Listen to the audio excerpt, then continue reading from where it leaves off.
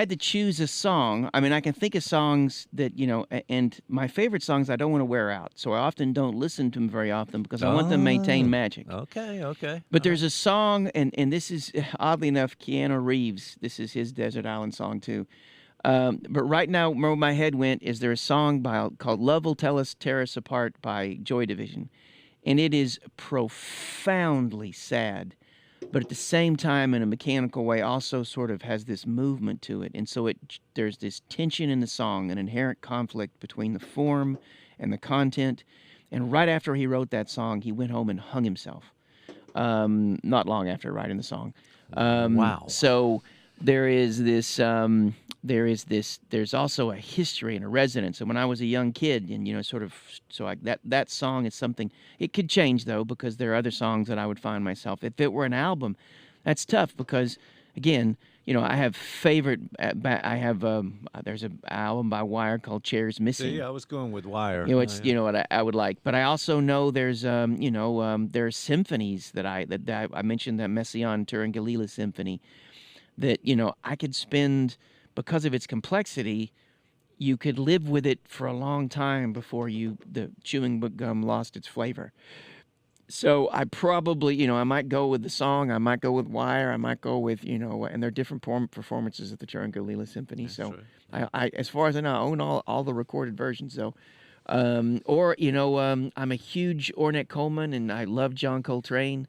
So there are Coltrane albums that you could live with because I think the chewing gum wouldn't lose its flavor for very long. I'd also want to think that, like, would I seek joy on the island, or would I seek profundity? So that would choose it. But if you put a gun to me right now, I'd say "Love Will Tear Us Apart." I might go "Wire's Chairs Missing," or I might go um, Ornette Coleman's Town Hall concert. Or I might choose one of those. If it were a Coltrane, I might go with the complete Live at the Village Vanguard.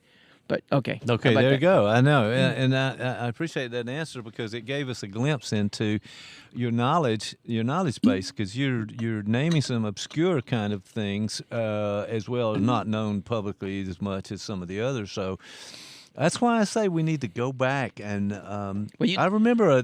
Yes, go ahead. Well, you remember what? I was just remembering that one day when we were doing this back in the 80s.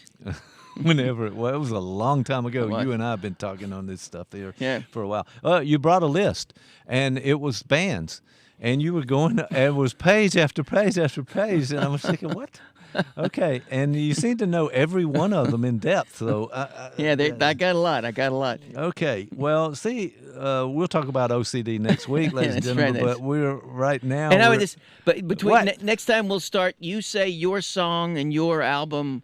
You Oh, have a chance that's to- right. Yeah. think See, I about put it. you on the spot, and then I bowed out when it came over to me. So, So you hey, got to do it too. there's a director in this studio that's making things happen. All right, that's all I can tell you with that.